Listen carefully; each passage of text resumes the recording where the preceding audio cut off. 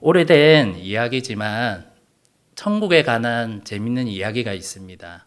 한 교회 가운데 집사님, 장로님, 그리고 목사님이 천국을 가셨습니다. 처음에는 집사님, 장로님께서 천국의 문을 여셨는데 하나님이 자리에서 벌떡 일어나시고 너무 반갑게 맞아주시는 거예요. 그래서 집사님, 장로님이 너무 기뻐서 저기 뒤에 목사님이 오고 있습니다. 이렇게 했는데 예수님이 갑자기 자리에서 다시 돌아가셔서 앉으시더니 눈웃음만 그냥 하시는 거예요. 목사님을 보시고. 그걸 보고 집사님, 장로님께서 너무 놀래가지고 아니 예수님 왜 그렇습니까? 이렇게 하니까 내가 목사를 천국에 많이 만났는데 내 자리를 너무 많이 뺏겨버려가지고 내가 자리 지키려고 빨리 가야 된다 이래 하시더라고요. 참 재밌는 얘기도 하지만 저 같은 목사뿐만이 아니라 우리 모두에게 하시는 말씀이라 생각이 듭니다. 이런 일들이 실제로 고린도 교회 가운데 일어났습니다. 오늘 우리 본문 말씀을 읽기 전에 사도 바울이 고린도 교회를 잠시 비워놓고 자리를 비운 사이에 어떤 무리들이 고린도 교회에 방문을 합니다. 이들이 고린도 교회에서 어떻게 했냐? 제일 먼저 자기의 자랑들을 많이 늘어놓습니다. 우리 본문을 보시면 여러 가지 계시와 환상들이 있는데 오늘 본문은 사도 바울이 한 얘기지만 그전에는 이 무리들이 본인들이 꾼 꿈이라든지 받은 말씀의 은혜나 환상과 계시를 나누면서 처음에 성도들은 은혜를 많이 받았습니다. 여러분도 가끔 그럴 때 있죠. 처음에는 누가 간증을 했을 때 은혜를 많이 받으시다가 그 간증을 매일 듣는다 생각해 보십시오. 조금씩 이제 그거 하게 되겠죠. 근데 이 고린도 교회 가운데 환상과 계시를 나누면서 이 나눈 사람이 성도들과는 조금 다른 사람으로 계속 인식이 되었습니다. 성도들이 보기에는 저 사람은 특별한 사람 같구나. 나는 한 번도 그런 경험을 한 게 없는데 저 사람은 어떻게 저런 경험을 할까? 이 생각들이 하나씩 쌓이게 되면서 이 사람에게 많은 관심이 쏠렸습니다. 그 가운데 사도 바울이 오늘 고린도 교회 가운데 그리고 성도들에게 하는 말씀이 본문 말씀입니다. 우리 1절에서 4절 말씀을 보면 이 교회의 상황을 보고 사도 바울은 처음으로 역사적을 살펴보면 고린도 교회를 개척하고 14년 만에 사도 바울은 처음으로 본인의 환상과 계시를 나누게 됩니다. 그러면서 이렇게 얘기를 하죠.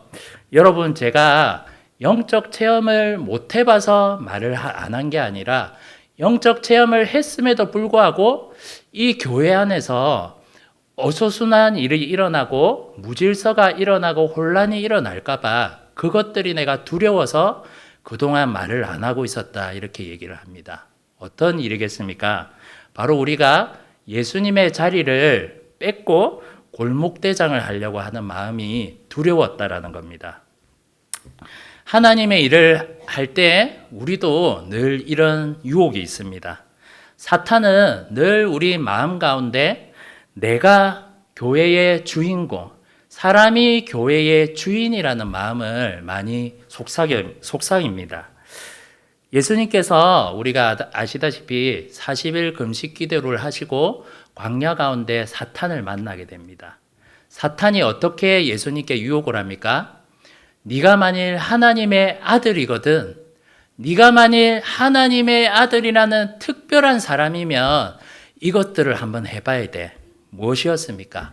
돌을 한번 떡으로 만들어 봐. 그러면 네가 특별한 사람임을 믿어줄게. 아니면 절벽에서 한번 떨어져 봐. 그러면 네가 진짜 예수라는 것을 내가 믿겠다. 이렇게 유혹을 했다는 겁니다. 우리도 이럴 때가 많이 있습니다. 저는 남들보다 대략 한 10년 정도 직장 생활을 하고 뒤늦게 신학을 공부하고 목사가 되었습니다. 저의 과거를 둘러보니까 20대 초반에 하나님이 저를 목사로 한번 부르신 적이 있습니다. 하지만 제가 너무나 또 어리고 너무 교만했기 때문에 제 스스로 하나님의 부르심을 거절을 했습니다. 그리고 제가 생각하기로는 저는 목사가 아니라 훌륭한 사업가가 돼서 돈을 많이 벌어서 선교사님과 목사님들에게 후원을 해주는 사람이 되겠습니다. 저는 이렇게 세상 가운데 계속해서 나갔고 또 열심히 살았습니다. 우리 고린도후서 12장 9절 말씀이 혹시 준비가 돼 있다면 다시 한번 읽어보도록 하겠습니다. 시작. 나에게 이르시기를 내 은혜가 내게 족하도다. 이는 내 능력이 약한 데서 온전하여 짐이라 하신지라. 그러므로 도리어 크게 기뻐함으로 나의 여러 약한 것들에 대하여 자랑하리니 이는 그리스도의 능력이 내게 머물게 하려 함이라. 아멘. 제가 이 말씀을 깨닫기까지 10년이 걸렸습니다. 그동안 저는 10년 동안 예수님께서 이렇게 광야 가운데 나가셨을 때 사탄이 유혹을 하지 않습니까? 제 가운데 늘 이런 유혹들이 있었던 것 같습니다. 네가 만일 하나님의 자녀거든 너는 세상 가운데 꼭 성공을 해야 돼. 그걸 지금 너는 보여줘야 돼. 늘 제 안에 이런 마음으로 열심히 살았고 또 열심히 노력했습니다. 저는 진짜 제가 괜찮은 사람인 줄 알았습니다. 왜냐하면 저도 20대 초반에 예수님을 처음 믿고 정말 교회 사역 열심히 했거든요. 그 가운데 저를 보는 모든 집사님, 장로님이 네가 목사해야 돼. 너같이 열심히 하는 사람이 하나님 일을 해야 돼. 이런 얘기를 참 많이 들었습니다. 그런 가운데 제가 세상 가운데 또 나갔고 제가 정말 괜찮은 사람이라 생각을 했습니다. 하지만 지난 10년을 돌아보면 하나님께서 그 시간들을 통해 제 안에 있는 교만이라는 아주 큰 뿌리를 그 독을 빼는 시간이었다는 것을 저는 발견했습니다. 내가 그동안 괜찮은 사람이라고 착각하고 살았구나. 그러한 시간 가운데 하나님께서는 제 안에 교만을 제거하시기 위해 그리고 내 안에 교만의 뿌리를 빼내시기 위해 사용하신 도구가 있습니다. 바로 처절한 실패와 고난들이었습니다. 이 시간 다 말씀드릴 수는 없겠지만 이 시간들이 제 짧은 인생 가운데 가장 힘든 시간이었고 얼마나 제가 고통 가운데 있었는지 모릅니다. 수개월을 반송장처럼 제가 살았고 늘 주님께 기도도 안 되는 거예요. 너무 힘드니까. 여러분도 그러실 때가 계시죠? 너무 힘드니까 오히려 기도가 안 되더라고요. 하나님은 여러분의 인생 가운데도 이러한 고난을 가끔씩 허용하실 때가 있습니다.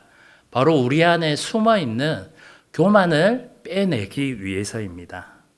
오늘 본문 말씀을 보면 사도 바울은 이러한 실패 또 고난, 핍박들을 육체의 가시라고 표현하고 있습니다.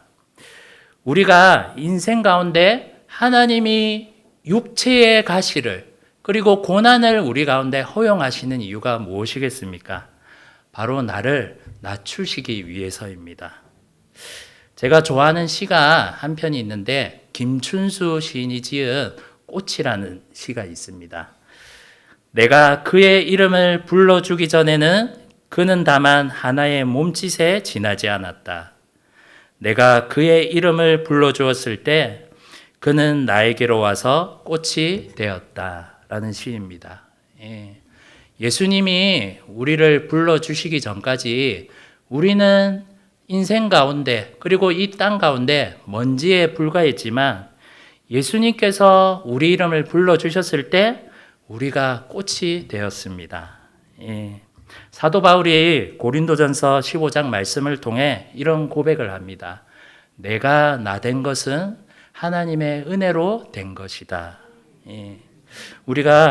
저도 여러분들도 하나님께서 고난을 통해 이것들을 가르쳐 주시기를 원하십니다.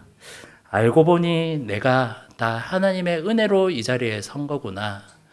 알고 보니 나를 이 자리에 부르신 것이 내 뜻과 내 의지와 내 힘을 넘어 하나님의 은혜와 사랑 가운데 이 자리에 있게 되는 거구나. 그것들을 우리가 회복해야 되는 줄 믿습니다. 오늘 헌신 예배입니다. 헌신도 마찬가지입니다. 우리가 보통 헌신을 할 때 어떤 마음이 듭니까? 저도 제가 목사로 헌신했을 때 예수님이 제 뒤에 서서 채찍을 드시고 야, 정훈아, 목사로 헌신할래? 아니면 지금 맞을래? 이렇게 말씀하시지 않았습니다.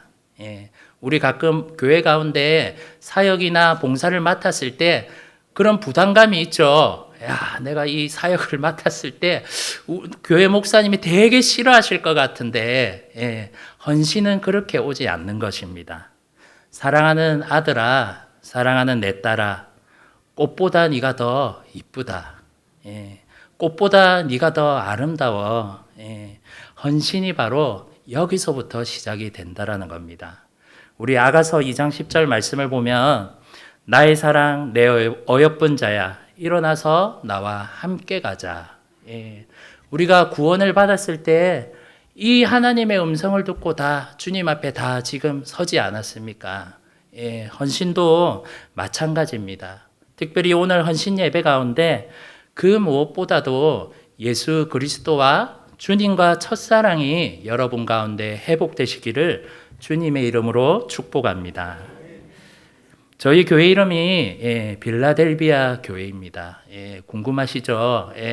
제가 종종 듣습니다. 왜 이름이 빌라델비아 교회인지, 거기 사이비 아니냐 이런 얘기도 듣는데, 원래 제가 교회를 개척하고 또 이름을 짓기 위해 기도를 했을 때 몇 가지 후보가 있었습니다. 후보들이 있었는데 어느 날 제가 요한계시록을 읽다가 그 7교회가 나오죠. 7교회를 읽다가 빌라델비아 교회를 읽는데 은혜를 참 많이 받았습니다. 어떤 거에 은혜를 받았냐면 빌라델비아를 교회를 소개하는 문구 가운데 작은 능력으로 하나님을 섬긴다는 표현이 있습니다. 제가 이 작은 능력 그 단어에 제 마음이 감동이 오는 거예요. 오늘 사도 바울이 이렇게 얘기를 하죠. 나의 약함을 내가 자랑하겠노라. 같은 말입니다. 나의 작은 능력을 자랑하는 교회가 되길 원한다. 제가 이 은혜를 받고 빌라델비아 교회를 이름을 지었습니다. 사실 제가 교회를 개척할 때 제 안에 이 마음이 있었습니다.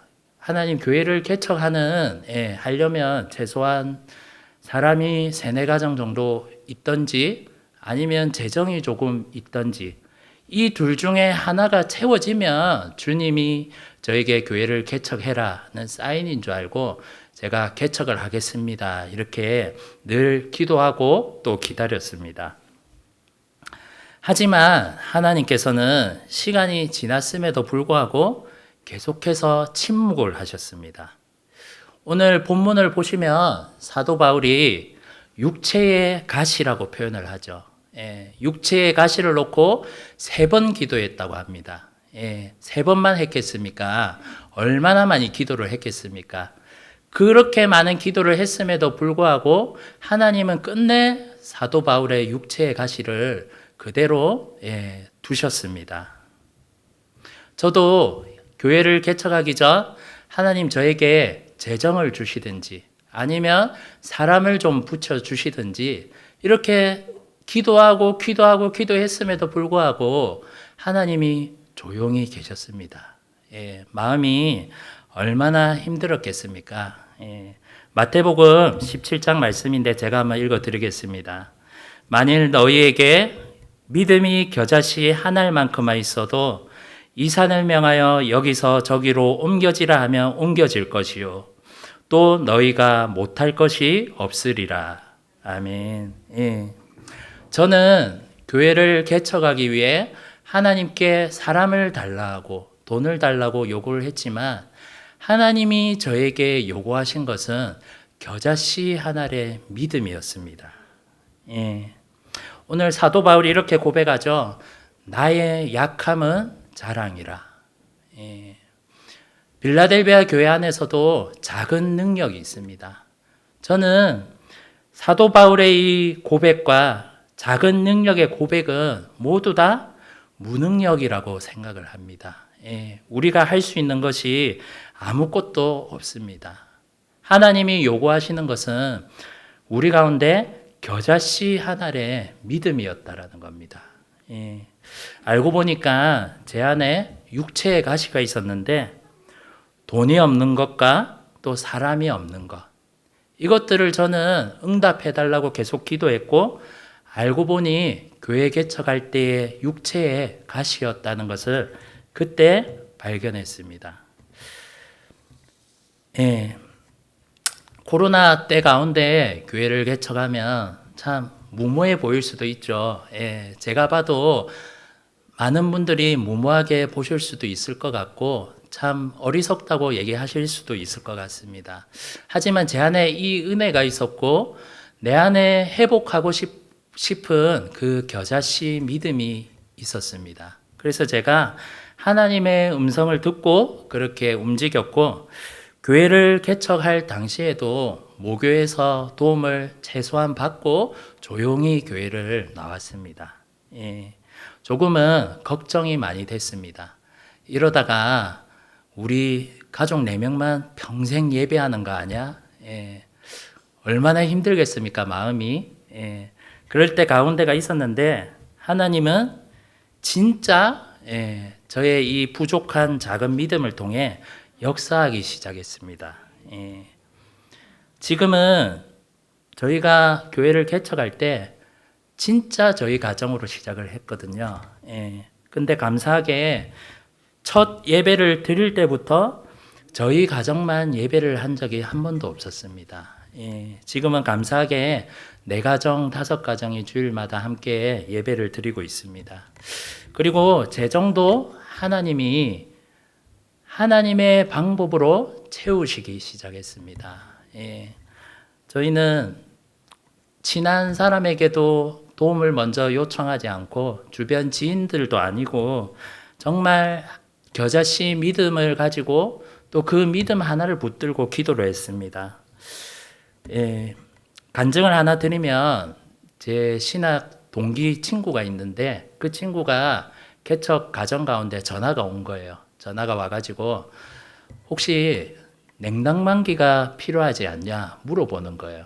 그래서 저는 당시 냉난방기를 진짜 설치를 해야 됐거든요. 근데 비쌉니다. 예, 몇백만 원 했었는데 제가 이 친구가 이게 얼마인지 모르고 그냥 하는 얘기인가 보다 생각해서 그냥 이 다른 걸 사줘. 그냥 괜찮으니까 그냥 휴지라도 사 이렇게 얘기를 했는데 이 친구가 이 얘기를 하는 거예요. 형님, 어제 제가 꿈을 꿨는데 제가 꿈을 잘 안 꾸는데 예수님이 자기한테 나타나가지고 저희 빌라델비아 교회에 냉난방기를 하나 사주라고 꿈을 꿨다는 거예요. 그래서 제가 그 친구가 그렇게 형편이 좋지 않습니다.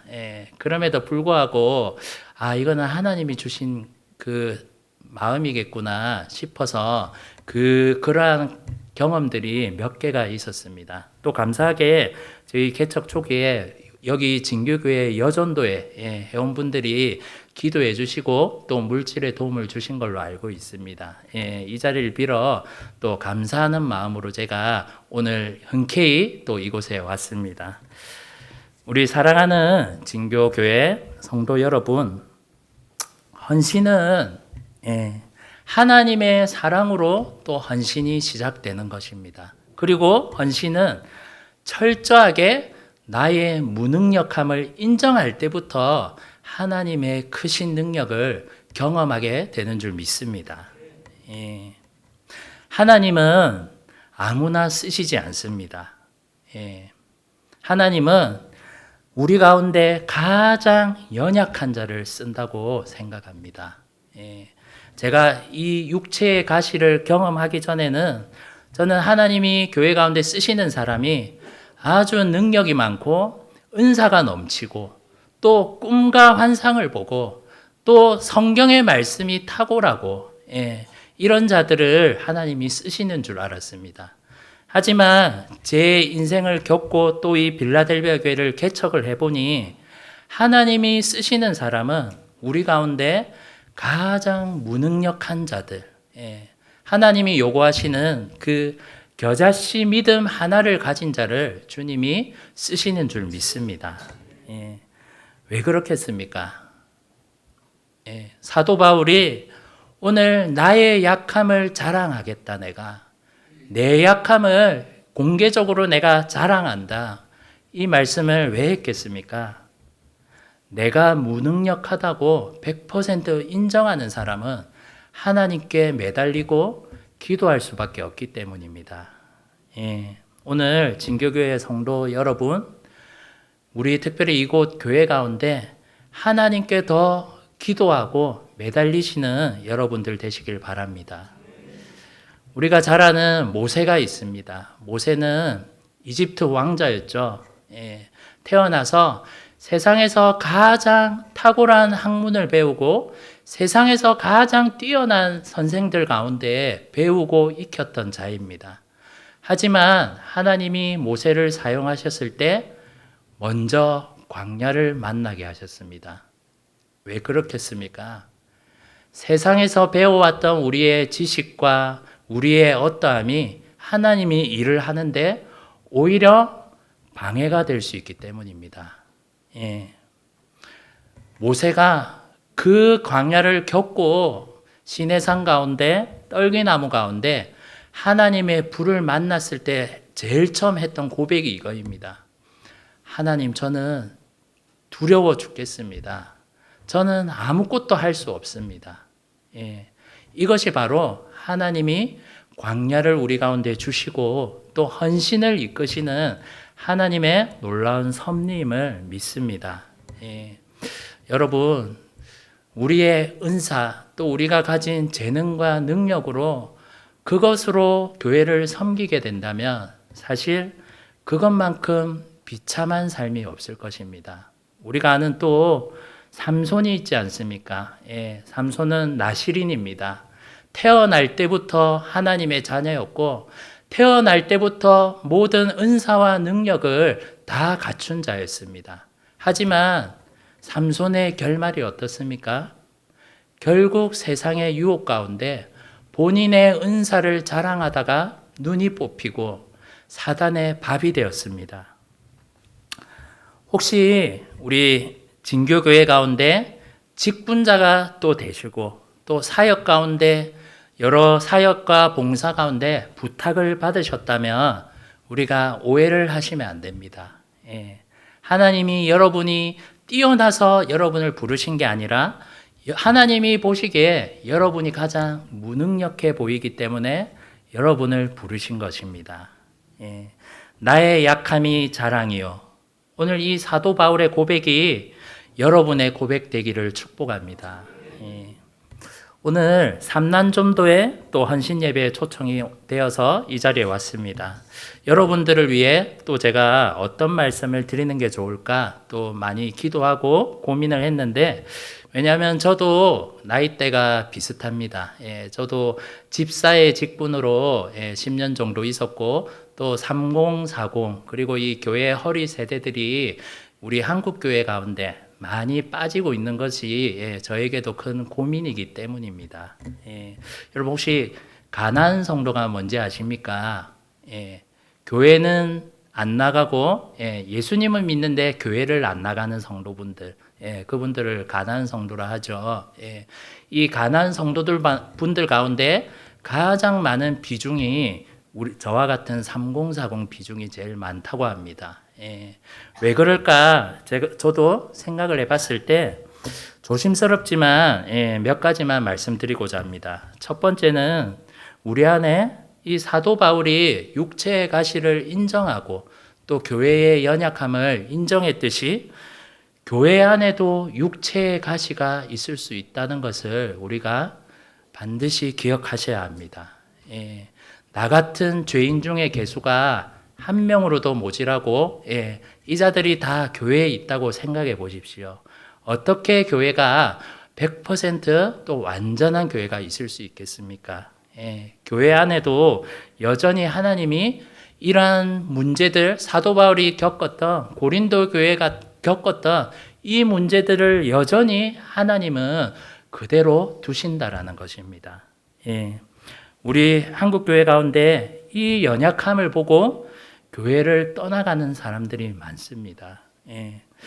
우리가 이제 오늘 말씀을 통해 사도 바울의 고백을 통해 나의 연약함을 발견하고 또 교회의 연약함을 발견했다면 우리가 겸손하게 우리의 연약함을 놓고 하나님 앞에 같이 엎드려서 기도해야 하는 줄 믿습니다. 우리 교회가 그동안 이 교회가 이런 것들이 또 잘 된다. 저 교회는 이런 게 잘 된다. 또 교회에 어떤 것들이 잘 된다는 것으로 얼마나 많은 이야기들이 있었습니까? 하지만 우리 진교교회도 이 시대 가운데 하나님이 회복해야 될 것은 우리 안의 연약함을 자랑하는 것이라 믿습니다. 우리 안의 연약함을 오히려 숨기는 자들이 아니라 내가 겸손하게 교회 안에서 내 연약함을 인정하고 또 고백할 때 그것을 또 듣고 보고 함께 나눈 지체들이 나도 똑같다. 나도 너와 똑같아. 이런 마음으로 같이 회개하고 기도하는 것입니다. 예수님이 교회를 주시는 이유가 바로 여기에 있습니다. 혹시 골로새서 말씀이 있습니까? 우리 한 목소리로 한번 읽어보도록 합시다. 시작. 그러므로 너희는 하나님이 택하사 거룩하고 사랑받는 자처럼 긍휼과 자비와 겸손과 온유와 오래 참음을 옷 입고 누가 누구에게 불만이 있거든 서로 용납하여 피차 용서하되 주께서 너희를 용서하신 것 같이 너희도 그리하고 이 모든 것 위에 사랑을 더하라. 이는 온전하게 매는 띠니라. 아멘. 오늘 진교교회 안에 이 일들이 일어나게 되는 줄 믿습니다. 두 번째 말씀드리고 싶은 것은 이제 교회의 연약함을 알았다면 여기서 끝나는 게 아니라 특별히 우리 교회의 허리가 되는 3040 3남전도의 분들이 교회의 사역과 모든 모임 가운데 이러한 교회의 영적 분위기를 바꾸기 위해 노력을 하셔야 합니다. 오늘 제가 대표 기도를 듣고 많은 은혜를 받았는데 우리 여호수아 세대가 되게 해달라고 기도를 하셨더라고요. 제가 오늘 준비해 말미에 여호수아 세대가 생각이 났습니다. 그동안 우리 교회 가운데 1세대 모세의 때를 통해서 한국교회의 부흥이 왔고 또 그 부흥의 결과가 이것도 진교교회가 있는 것 아니겠습니까? 우리가 이 놀라운 하나님의 이끄심을 같이 보았고 이제는 하나님이 이때 가운데 여호수아 세대를 다시 세워주시는 줄 믿습니다. 우리가 광야에서 끝내 죽었던 광야에 이스라엘 백성들을 보고 그들을 정죄하고 원망하는 것들이 아니라 하나님이 여호수아에게 명하신 것처럼 너희에게는 이제 다른 임무가 있다. 너희들은 이제 다른 사명이 이제 있다. 가나안으로 가야 된다. 이렇게 얘기를 하신다는 겁니다. 우리 다음 세대들이 계속해서 무너지고 있습니다. 교회를 둘러보면 교회 허리 세대뿐만이 아니라 더 심각한 것은 우리 자녀 세대입니다. 아무리 큰 교회를 가도 자녀 세대의 비중이 10%를 넘는 교회를 저는 쉽게 찾아보지 못했습니다. 우리가 다시 한번 기억하는 것은 하나님이 이때 가운데 이제는 교회의 연약함을 인정하고 뒤도 보지 말고 옆도 보지 말고 이제는 앞만 보고 하나님께 달려가는 하나님의 군대를 찾으시고 계십니다. 여러분, 지난주에 어떤 집사님께서 저에게 찾아오셨습니다. 다른 교회 집사님이셨는데 제가 10년 정도 집사 직분을 했었거든요. 그 구역 모임을 했는데 늘 같이 예배드리고 또 기도하고 또 삶을 나누고 기도 제목을 나누는 시간을 가졌습니다. 그 성도들 또 구역 식구 가운데 특히 남자분들이 그거에 부담이 돼가지고 구역 모임을 안 나오시는 분들이 몇 있었습니다. 밥 먹고 친해지고 같이 공차고 볼링 치고 노는 거는 잘 나오시다가 삶을 나누고 기도 제목 나누는 거를 되게 어려워 하시더라고요. 그래서 제가 구역 모임을 이제 내려놓고 제가 신학을 배우고 다른 분이 구역장이 되셨는데 그분은 이제 친목 위주로 많이 하셨습니다. 예, 친목 위주로 이렇게 야외도 많이 가시고 이렇게 했는데 그 가운데 어떤 집사님이 저에게 찾아오셔서 그 얘기를 하는 거예요. 그때가 그립습니다. 예. 저는 우리 소그룹 모임뿐만이 아니라 우리 진교교회 특별히 제 경험을 봤을 때 처음 은혜를 받고 또 새신자분들이나 다른 분들이 교회에 왔을 때는 대부분 주일 예배나 교회 모임 또 목사님 설교에 은혜 받으시고 많이 오십니다. 하지만 그분이 정착을 하기 위해서는 대부분 소그룹이나 사역 봉사 모임 가운데 대부분 결정이 나더라고요. 예. 그래서 소그룹이 너무나 중요합니다. 예. 따로 소그룹을 만드시는 게 아니라 지금 진교교회에 있는 모든 모임과 사역과 봉사 가운데 이것들을 하시면 됩니다. 예. 어떤 겁니까? 내 연약함을 같이 인정하고 하나님 앞에 내가 무능력하다는 것을 고백하고 함께 기도하고 골로새서 말씀처럼 성령 안에서 그리고 예수 그리스도 안에서 사랑 안에 하나 되기를 힘썼을 때 그 가운데 하나님께서 성령을 부어주시는 줄 믿습니다. 예. 우리가 그동안 놓쳐왔던 교회의 반쪽의 축복이 있다면 저는 이것이라 생각합니다. 예. 저뿐만이 아니라 우리가 다 마찬가지 아니겠습니까? 여러분, 우리가 교회 안에서 지체들 간에 서로 용납해주고 용서해주고 또 하나님의 사랑으로 품어주는 일이 생각보다 기억에 많이 없으실 것 같은 분도 계실 것 같습니다. 하지만 하나님이 오늘 이곳 진교교회 가운데 그 일을 행하시라고 말씀하시는 줄 믿습니다. 예, 오늘 특별히 삼남전도의 여러분들 가운데 그 일이 일어나고 또 우리 진교교회의 모든 모임 가운데 사도 바울의 고백과 같이 나의 약함이 자랑이다. 예, 내가 기도하고 싶어서 기도하는 게 아니라 내가 무능력하기 때문에 기도하러 나왔다라는 그 고백이 오늘 이곳 가운데 일어나게 되시는 줄 믿습니다. 아멘. 우리 모두 그런 진교교회 되시고 또 이 진교교회가 그렇게 나아갈 때 하나님이 열방 가운데 그리고 이 경남 땅 가운데 놀라우신 축복의 도구로 사용하게 되는 줄 믿습니다. 아멘. 기도하도록 하겠습니다.